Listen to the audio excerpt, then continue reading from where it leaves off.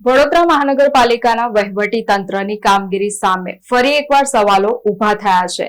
એક તરફ રસ્તા પર મસમોટા ભૂવા પડી રહ્યા છે તો બીજી તરફ વિકાસના કામોમાં કોન્ટ્રાક્ટરોની મનમાનીના કારણે સ્થાનિક રહીશો ત્રાહિમામ પોકારી ઉઠ્યા છે।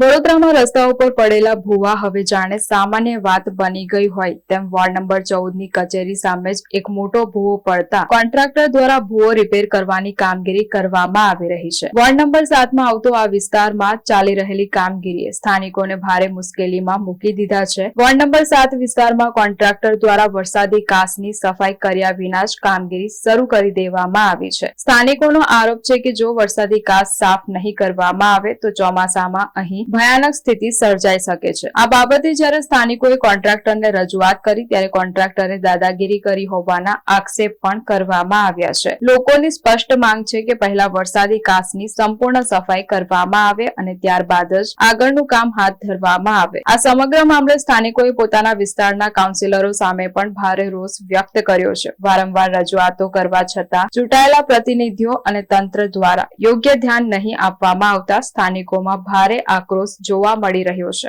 અહીંયા ઘણી ઘટના કામ ચાલી રહ્યું છે એ બાબતને લઈને બની છે। નાના નાના ઉભા પડ્યા રાખે છે, જો આગળ બીજો પડશે એમને કીધું છે, જો આવતા નહીં કોન્ટ્રાક્ટરને બી બોલાયા છે, કોન્ટ્રાક્ટર બી જો આવવા તૈયાર છે નહીં, બોલે અમારામાં આવતું નથી। એ એવું કહે છે કે તમે વોર્ડ નંબર 5માં જાઓ, વોર્ડ નંબર 7માં જાઓ, એટલે આવું અમે અહીંથી ધક્કા ખાઈએ કરીએ। આ ચાલે છે 10 મહિનાથી કામ ચાલે છે અને હજુ બીજા 2 વર્ષ ચાલશે જ। ચોમાસું બહુ નજીક છે, આ લોકોને કહીએ છીએ કે ચોમાસા પહેલા કામ પૂરું કરો પણ નહીં કરતા, કારણ કે આના આવતા સ્થાનિકોને બી જો આ પાણીમાં કોઈ પડી જશે જવાબદારી કોણ લેશે?